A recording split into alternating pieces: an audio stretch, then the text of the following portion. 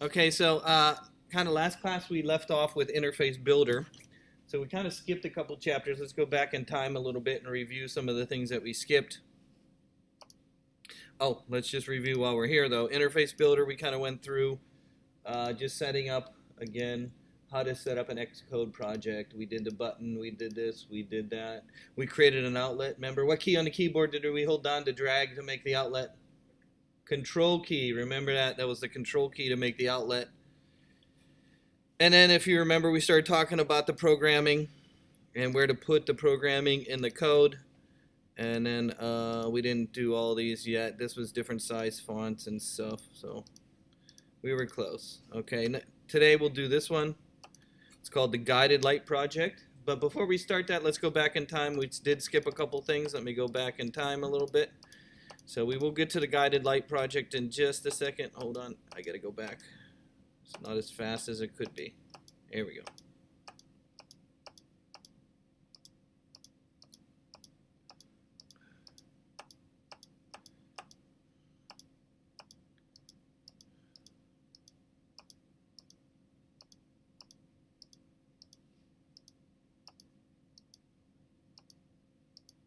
Did we do this one? I don't remember. Oh, we kind of went through this already. How to use Xcode, the different areas. Let's just look at this real quick. So last class, we kind of looked at the different areas of Xcode. This is kind of the older version, as you can tell, because remember the utility area or the area that we choose a button isn't here anymore, right? In the newer version, it's up at the top with the little round square, right? So this is a little bit deceiving. Mostly what they're going to talk about in the next chapter or two right now is the debugging area. Okay, so down here is where you can actually run the code and look at the code as it's running in real time, and it'll find errors and so on. So that's the most important. Of course, all the little tabs at the top up there show you different options and so on. So 5 main areas. That's why it's nice to have a big screen. It's kind of hard to do on a small laptop. We did talk about deployment and the version, and then it says universal right here, but of course I kind of tend to use either iPhone or iPad. And then I did talk about this window of turning on a resource if you were using it. If you remember when I first showed you Xcode, I brought this window up, and if you're going to use a map, you can turn the map one on. If you're going to use Apple Pay, you can turn the Apple Pay on. And this is basically adding resources to your Xcode project as you were going along. It's under capabilities option inside the Xcode. So just keep that in mind. You can adjust the environment according to what you're doing. How do you get to capabilities? It's when you start Xcode up, and if you look at the tabs, usually we start with general. Yes. In the general at the top left corner, that is where we choose universal or iPhone or iPad, right? And then the tab next to it is called capabilities right there. And you can then turn these on and off. The one we'll do first in this window will be the map. We'll do the map probably in about 3 to 4 weeks, maybe 3 or 4 weeks from now. We start doing. I'll show you how to make a map and put a map in, and of course we'll go and turn the map on. So that's where you'll start seeing that. Right now we kind of use default stuff. See, the map one is right here. There's some keyboard shortcuts that I don't really use. Command R is to build and run an app without having to hit the little play button and so on. I guess if I used Xcode more, like live with it, like I use Photoshop pretty much every day and Illustrator pretty much every day. I do the keyboard shortcut. I don't use Xcode every day, so I'm not used to the. And then they talk about how you can change the environment for your learning. Like some people like to have light text on a black background when they're doing development, right? So under the font and colors here is an option that you can go and change the environment. It's like the preferences. Okay, so you can change the size of the text too. Like when we were programming last class, and I was showing you the programming, it's kind of tiny, right?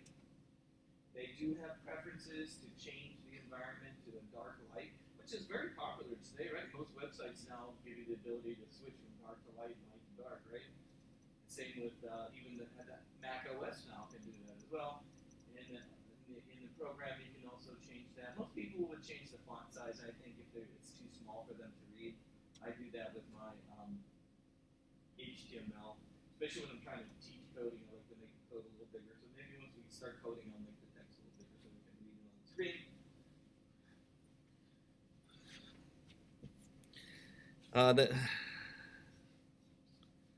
Let's see what else. Oh, there's some questions here. Where is the build and run located in Xcode? Debugging area. No. What am I talking about? Toolbar. Yes, sorry, I was confused. Let's see. If you want to add Apple Pay to your app, where would you begin looking? What did I just tell you? What was the word I used? Capabilities. There it is. You did good. What is the keyboard shortcut to move to the top of the file? I don't know the keyboard commands. Which one? You think the up arrow? Who thinks the up arrow? Let's try that one. Whoosh. There you go. You guys are good. Last one. Using the Find Navigator, search your project for view did load. How many times does it appear? View did load is going to appear once.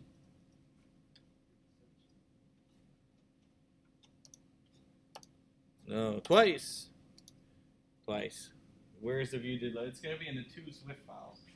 That's why. There's 2. Remember when the default is 2 Swift files? That's probably why there's 2. So when you start Xcode, the default setting is 1 view did load for the 1 viewer, and then there's 1 Swift file for the overall project. That's probably why there's 2. Build and running and debugging. In earlier lessons, you learned that Xcode includes a simulator, an application that allows you to test your app on a variety of devices and screen sizes, including older devices that may lack recent hardware advances such as Touch ID. In this lesson, you'll walk through a necessary step to configure your Mac to build and debug apps, and you use Simulator to test your app from Xcode. You can also learn how to run your app on a physical device and how to use breakpoints to locate bugs in your code. Okay, this is going to be important. Let's go through this one, and then we'll get to the light project. So again, the simulator is that program that runs kind of separate from Xcode. You can simulate different devices. Remember, we were doing iPhone mostly. I was using iPhone 8. And then I did show you how you could rotate it in the simulator as well. Did you see that from last class? I rotated the simulator. You can also run on a physical device, which means if you have your phone connected, you can actually test it on your actual phone. You can do that? I don't know if I have the capabilities because I'm not in a developer environment. I think you need to be logged in as a developer to be able to do that. I don't think I can do that here. I've done that in class before because I've had students who had a developer account and they were able to do it, but I don't remember that. How to perform basic debugging using breakpoints. Basically what a breakpoint is you can pause the programming as it's running so you can go step by step. So just like it's basically you can run the programming one code at a time and find out where it is. You've probably done breakpoints before. I don't know if you've been in a different programming environment. Build and running. Your first step to create a new Xcode project, you use the same iOS single view application template as the previous lesson. Name the project getting started and choose a location. So let's follow this one while we're here. I didn't bring my iPad today. So we'll have to I'm going to move it over here and just start an Xcode project. I'm going to follow the lesson, okay? You might want to follow along too, okay? I'm just going to go. So I'm going to start Xcode, right? Let's start Xcode, and then I'm going to go File, New, Project. File, New, Project. So start Xcode, go File, New, Project. Again, we're going to use a single view application, single view app right there. Say next. They tell you to call it Getting Started. At least that's what the book tells you to call it, right? Or the reading tells you to call it getting started.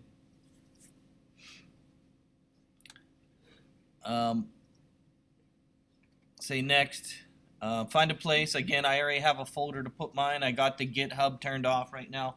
So I got a folder that I put my stuff in right here. And I hit create. And again, it gets you to the general option is the first one. General option. Again, just like the reading, let's back up just for a moment. Just like the reading, remember the capabilities. If you're going to use Apple Pay, you can turn it on right there. See, capabilities, Apple Pay. And you got all the different ones. You got Wallet, Siri, so on, Multipath, HealthKit, and all those. Okay, that was under capabilities. Next, you'll be presented with the Xcode workspace. Locate the scheme menu on the Xcode toolbar and choose the device you want to simulate from this device. Okay, so what do you want to? It says iPhone 8 Plus. So again, right up here, do you see this little where it says iPhone XR? Do you see it up here at the top? At least mine is default to XR right here at the top. If you click on that, it'll give you the list of all the ones that you want to simulate inside your computer. And the book says try iPhone 8 Plus. Do you see that? Again, it's right up here at the very top. iPhone 8 Plus. Okay? Click and run the button and use the keyboard command to begin launching the simulator. So we don't have anything in it, but hey, let's run the simulator. It's right here. Boom. It'll run the simulator.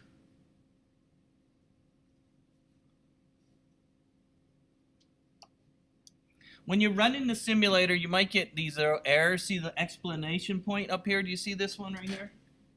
Do you notice there is a little, it looks like an explanation point with a yellow triangle? That's not, it just says there's something that could be wrong, but it's not going to stop your app. The ones that will stop your app from running will be a red circle with a square inside it. That means they're bad and it won't run the simulator. Okay, so don't stress out if you just see the, mostly what it is, a lot of the times with the yellow triangle in the explanation point, a lot of that is going to be for the what am I trying to say, the auto layout, because the auto layout will give you an error if something's off. Do you remember last class I said, oh, let's move the button up a little bit, and it gave it that yellow bar? Remember that yellow bar? And I said, oh, it's telling you that it's not in the right spot. Right? Do you remember that? That will give you the yellow explanation point. Just doing that is what I'm trying to say. It won't stop the program from running. Okay, here's the simulator. Again, here's the simulator. In the simulator, again, you can rotate it if you want. Here's all the options here underneath hardware. Do you see it? You can change the device. Changing the device so crashes a lot of the time. So you see where it says hardware device and then you get the list right here. Do you see that? Avoid doing that. I find that to crash a lot. Trying to change a device in the simulator as it's running. So you see you have these options here, but I would avoid that. You do have left rotate and rotate again. Okay. That's under hardware. There's for rotate. You got a shake gesture. You got a home. Where's home take you? Well, it takes you to the home button of the thing. If you click on home, boom, you're in again. The simulator is a total iPhone, working iPhone. You can go to the browser right here. See, you even got Safari there. You can click on that. It's just like you're in there. Let's type in your favorite website. Google, right? Look, I can go to Google. I can search just like I'm searching on a phone.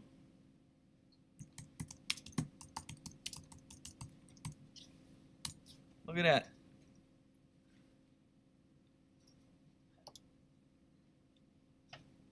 We can call. I couldn't call through Safari. Well, it doesn't have quite the phone capabilities, but you get the idea. That's interesting. Right? So all this networking capabilities enabled automatically through your Whatever your Wi-Fi is or whatever you have inside here. It's a working phone, but again, it doesn't have all the phone resources though, right? Some things are only here. Like the camera, right? And I don't know if Siri works here. I don't think Siri works, does it? How do we get, yeah. I don't think Siri works in the simulator. That's why you need to test things on your phone. Okay, let's get back to the reading for a moment. If you're running an app for the first time, Xcode asks you whether you want to enable developer mode. See, that's what I was talking about, developer mode. What's that? You have to hold the button. Siri does work? Yeah. Oh, let me see. Where is it? So what? Just Hold the button. hi Siri. What day is it? It's Wednesday, February 6th, 2019. I got my computer talking to me. Uh-oh, how do I get Siri back? What day is Valentine's Day, Siri? Valentine's Day is on Thursday, February 14th, 2019. Wow. Siri does work. Very good, thank you. Okay, that's too much fun. Sorry, that was too much fun. Okay, let's get back to the thing here.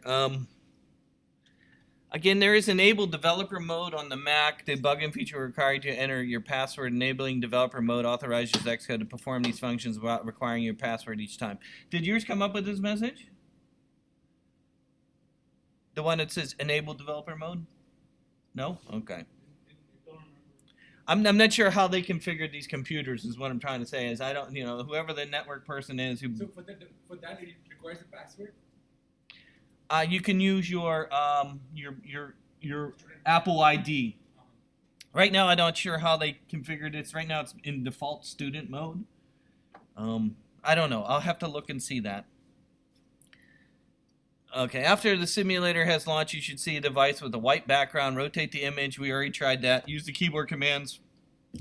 The simulator image may appear quite large depending on the screen resolution of your Mac.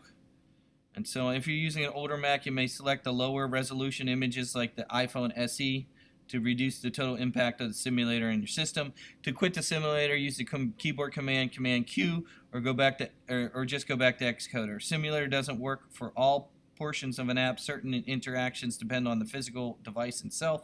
For example, if you try to use the simulator to test an interaction with a game or camera app, the program will crash.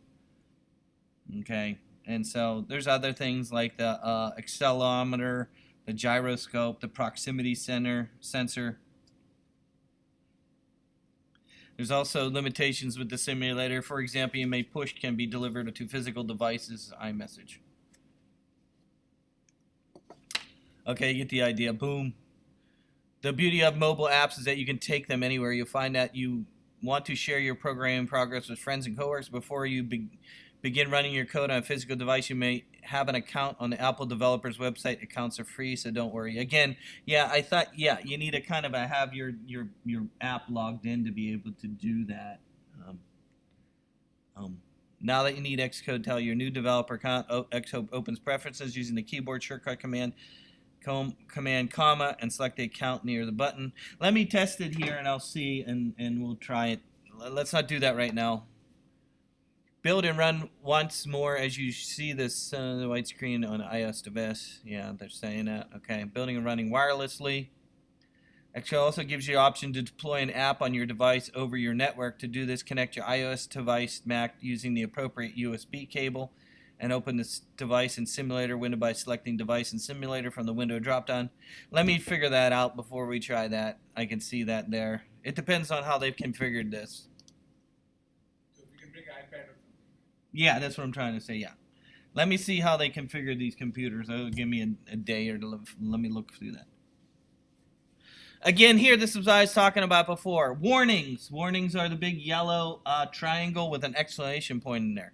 Warnings are the simplest kind of issue to fix. They're generated whenever your code is built, but they don't prevent your program from successfully compiling and running. From some of the conditions that you can throw, a warning include writing code that never gets executed, creating a variable that never changes, using code that's out of date. Take a look at the warning back in Xcode, select View Controller Swift in the Project Navigator, enter, and add the following line of code below the super view did load. Okay, so they're just showing you the warning message. I'm going to quit the simulator. I don't like to keep the simulator running. Again, I think some of us last class we saw that if you have the simulator running and then you go change something and you try and simulate again, it may crash. So I kind of tend to quit the simulator. If you're in the simulator, to quit it, you go under simulator, quit simulator right there. It quits the simulator. See, I'm getting the error message already right there. Now, if you're in a window and you're using Xcode and you're like, how do I get back to building and doing something? In the upper corner in Xcode, you'll notice you have a whole bunch of icons in the upper left corner here. And let's go through some of them right now. This is kind of like the main one where you have folders that show you all the files that are in your Xcode project. It's the one in the upper left corner here. It's called the Project Navigator. That's the most common one. Then you have this one right here that doesn't have anything in it, no working copies. This is a hierarchical structure of your app. These are all resources. This is a searching box, allows you to search your project. Here's the warning messages. It'll show you all the warnings. Right now we have one warning. Why do we have one warning? Capabilities for getting started may not function correctly because its entitlements use a placeholder team. Again, I think it's because I'm not logged in as a developer. It's automatically giving me this message, I think. That's why it says team there. I think that's what that one is. This one is another test. This is the one that's showing you how much memory it's using. You can see that right there. And the CPU. And this gives you capabilities to troubleshoot your networking and your app. And as your app is running, it'll show you how much RAM it's using and so on. Breakpoints is what they were talking about earlier, and then here's more of a debugging option over here, and it's really not debugging anything right now because there's nothing really running. So let's go back to the main one right here. Again, the main one is this one right here, and you can go back to the main storyboard right here. So this is the one you're mostly in. This is the environment you're mostly in, where you're in the upper left corner here. See this one? And then you're in the main storyboard. This is the one we were doing last class. Remember this right here, right? Again, the developer environment usually has the view controller up.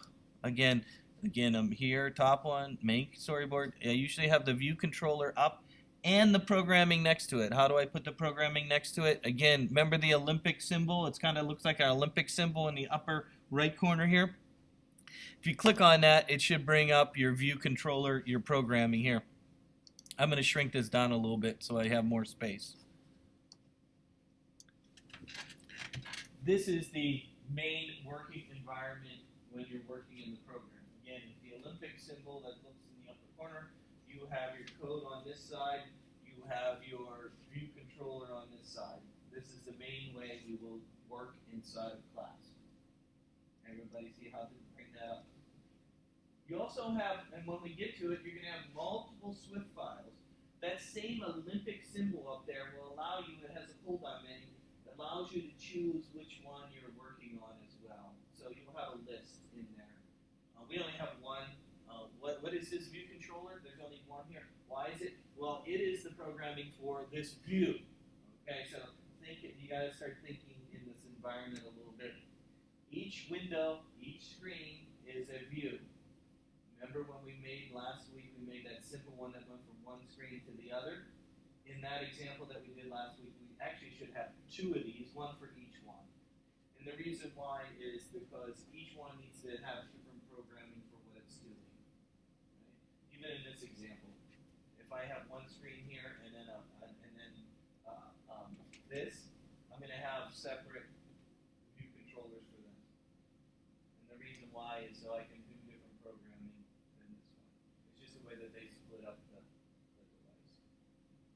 In a small thing, you would think, no, you don't really need that. You would think, hey, it'd be like cascading style sheets, right? I can make multiple HTML files and then just have one CSS file and link to all those HTML files, right? It's a little bit different here. And the problem is the resources are being used over and over again, and sometimes it gets overlapped. That's the key.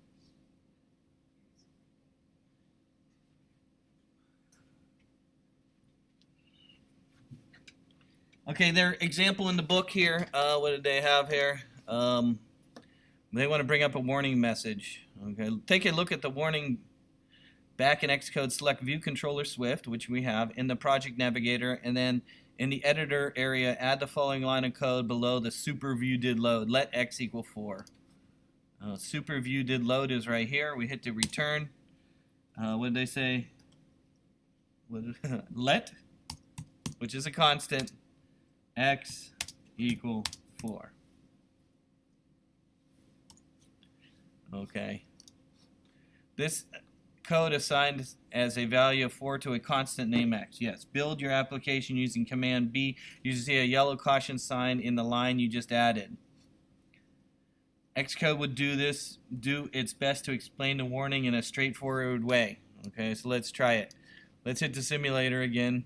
Oh, it's giving you the error message right here. I guess you don't even need it. Initialization of enumerable value x was never used. Consider replacing it with assignment to the / or removing it. Replace it with x with the /. Okay, so we've never really seen this / before. The / and do you notice this little thing that they're showing you right here? Right? Replace it with the / there. What the / is a way of giving a value to something without giving it a value. Right now, Xcode doesn't like to have x floating through my programming without having some information about it. It's confused. And so, because you never used it anywhere else. You said, hey, let x be 4, but hey, you never even used x anywhere else, right? You're giving it a value, but you're not using it anywhere. So, if you put the / in front of that, it will keep it from giving you that error message, and you can have a constant that floats through your programming without being used and without giving you an error message. That's what that / is.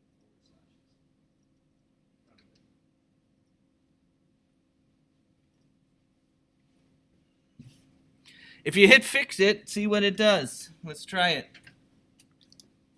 Oh, look at that. Put a /.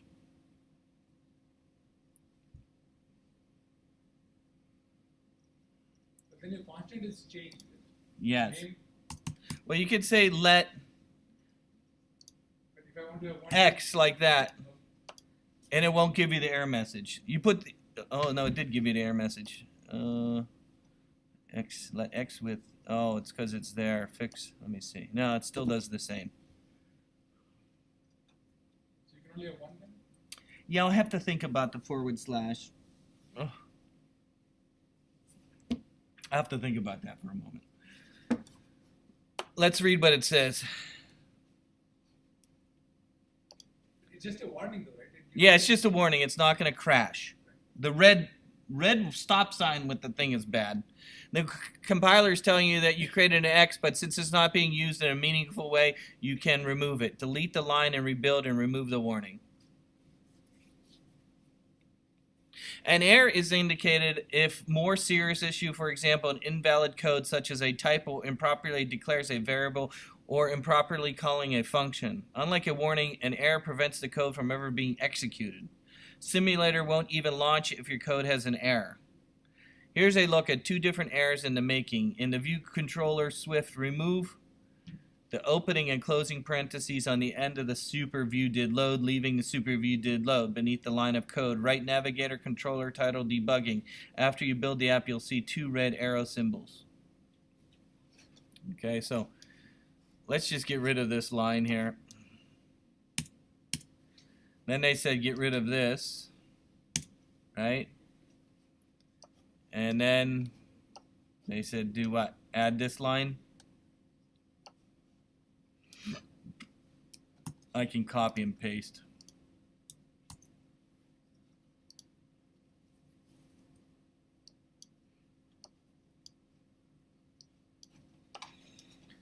Hold on. There we go. One of the errors has a dot in the center. See it right here? This one. Click this error and Xcode displays a suggestion to fix the code. Click the Fix button to have the Xcode implement the suggestion. In this instance, Xcode provides a valid fix. However, the compiler cannot be relied upon to properly fix all errors. You need to be able to address errors on your own. Okay, so this one where it says navigation controller dot title equals debugging. Do you see that?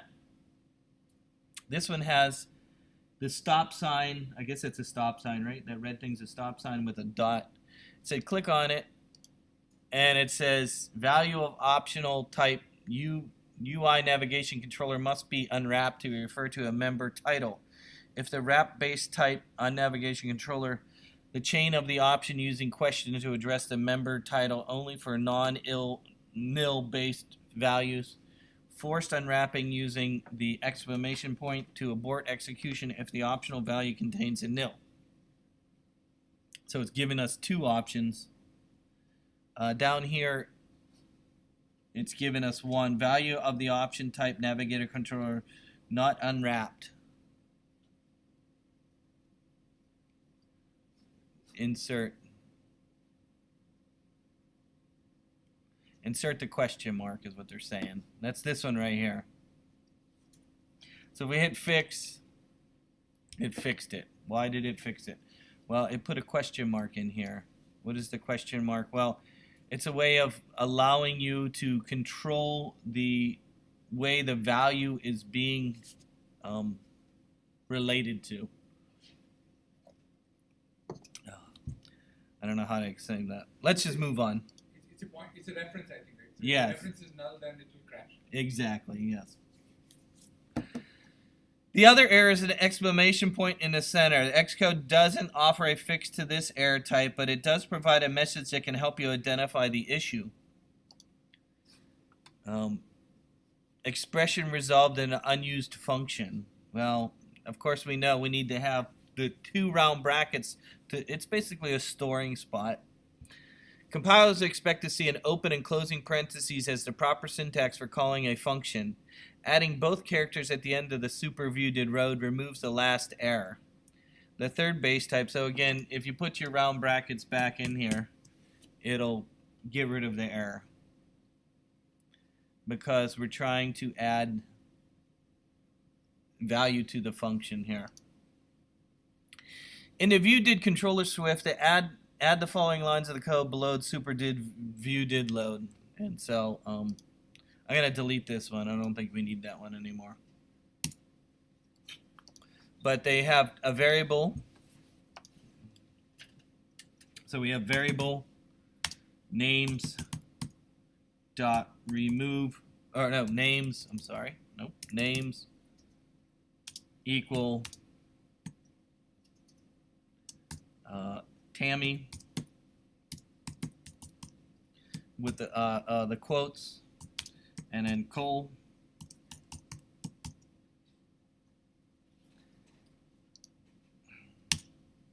Then it has names dot remove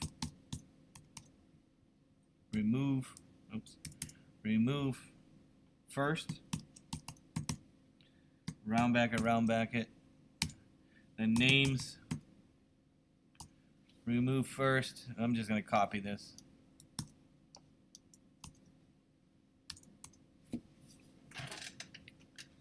Okay, let's look at this code for just a moment before we even run it and find out what the errors are. So the first line here says variable names. That's the storage spot for this list right here. We have a basic array. What's in the array? You have Tammy, you have Cole. You have two names in a list that are applied to the word names. Do you see that? So the next line then says takes the value here, names. Remember, names has two values, Tammy and Cole, and removes the first one. Kicks that one out. So Cole is left. Cole. Remove first. Kicks Cole out. Cole's gone. Remove first. There's nothing left. It's going to give you an error. Okay, that's what they're trying to show you here. You're going to get an error. Showing you the step through. So let's look at this for a moment.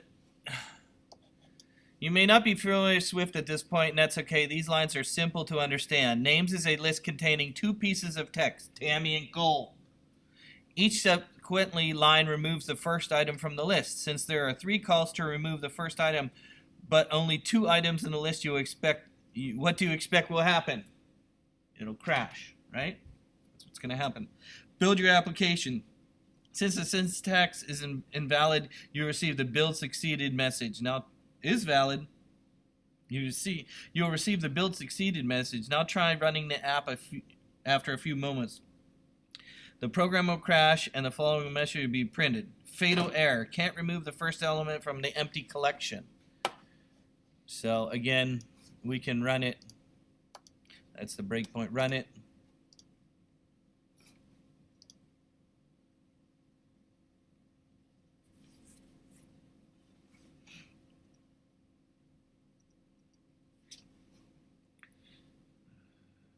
There we go. So again, you'll notice you'll get a debugger coming up.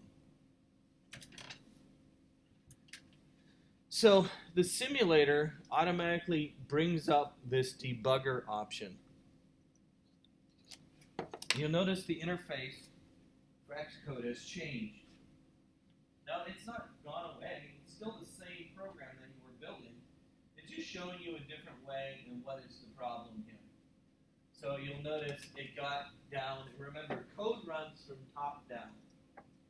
So it went through this worked, this worked, this worked, this worked. You did load, it loaded the screen. Variable names, this worked, it ran that. This worked, remove the first one. This worked, remove this one. But it gets to this one, boom, didn't work. Why didn't it work? Well, there's nothing left in the list to remove, so it crashed right here. It's simulating and showing you where the error was at. You see that? Notice there is a little equal sign right here. You see it?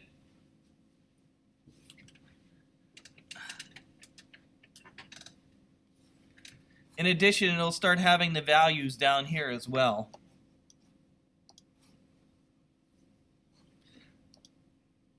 The program crashes, and when it tries to remove the remaining first element, it couldn't find one. You've already guessed that. By imagining you're using how to fix the problem, Xcode can help you step through the program one line at a time. Before you start looking for the bug, you'll need to add a breakpoint to your code. A breakpoint pauses the execution of the program at a specific point. Create a breakpoint by left-clicking on the gutter area of the line where you want the execution to pause. In this case, at the breakpoint to the variable names Tammy and Cole line. So in this case, well, let's first just finish with this for a moment. You'll see fatal error, can't remove first element. See it right here? Right there. So it shows you this is where it crashed. Okay, to add the breakpoint, we're going to put it here.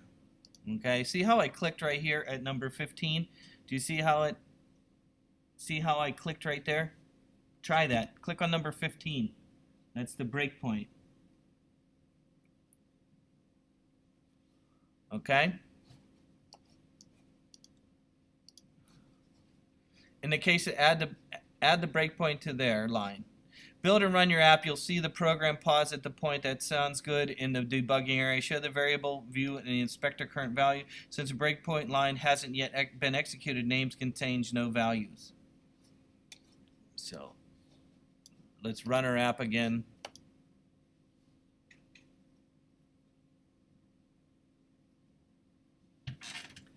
Notice how it stopped at the breakpoint. So again, now since we have put this here, see that? As the program is running, it comes down to this point and stops, right? Notice down here it says the names has no values, right? Because it hasn't gone past this. Once it goes past this, it's going to put Tammy and Cole in there, right? It hasn't gone past that yet. So we're going to step through and you'll see.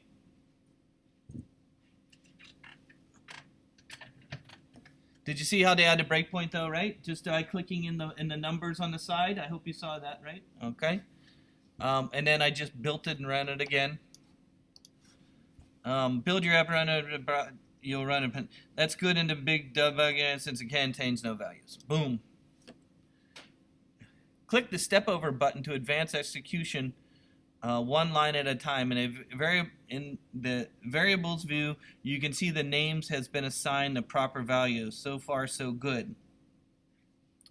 There is a keyboard for that, and I got to kind of remember that. What is the keyboard for that? So this one, down arrow. See the down arrow right there? See the down arrow? This goes down to the next line. Right here, this one. This one.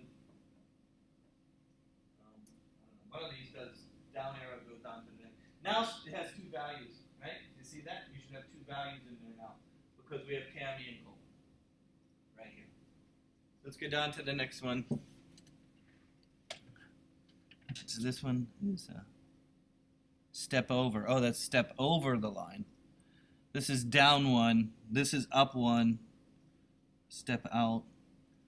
Continue program execution. I'm going to go down one more again. Let's see what happens.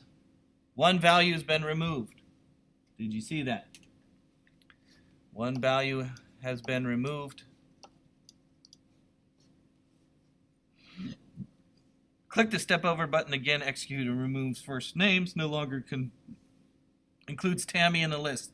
So that worked fine. Click step over again to execute the second name, leaving names empty list with a 0 value. Still okay, but now you should be clear that the third call to removes is responsible for a bug. To remove the third call, names remove first. Remove the third call and run the program again to verify the error has been fixed. So again, what you could do then is click the next one. That's what they're saying. Everything still works. And then one more, boom, you get your error. So that's how you can find the error. You can see that right there. That'll be a quick way for you to quickly see that. Again, the most important thing I want you to know is how to put the breakpoint in. Did you see that? And you can use more than one breakpoint. You can put another breakpoint in if you want. Watch this one. You can put another one in there, and you can get to here and then execute the code right here, and it'll go down to this one without having to step one line at a time. Does that make sense? If you want to remove a breakpoint, you can right-click on it and say disable breakpoint or delete breakpoint. It doesn't remove the line, it's just disabling the breakpoint. So that's a right-click on the breakpoint. Right-click on it to remove it. Did you see that? Again, adding a breakpoint, disabling a breakpoint, keeps a breakpoint there, but just tells it to not to work. Do you see how it's lighter blue? Do you see that? To remove it again, right-click, delete breakpoint. So try those. You should know all of those. Again, add a breakpoint, remove a breakpoint, disable a breakpoint. Let's see what else is there. Step over again. We already did that. Okay, let's do our questions and then we'll get to our light project. We're almost done. We're done with this one. You ready? What do you use to switch to running code on a physical device? What do we need? Instead of using the simulator. I don't know. Run button? Scheme button menu? Debugging area. I don't know. I haven't tried that yet. Remember I said I got to try it. We'll try this one. Boom. Hey, we guessed right. Which of the following are requirements for running code on an actual device? Apple ID, a developer account, right? Adding the developer account to Xcode. Oh, register email as you're there. Pay your $100. Nope, I don't have to pay. Have an Apple ID. There you go. After code execution has paused at breakpoint, which button will resume the execution? Continue? Yeah. Continue. Yeah. Okay. Let's move on because I want to get to the project today. So let me stop this for a moment. Let me quit this for just a moment. I'm going to quit that. I'm going to pause my video.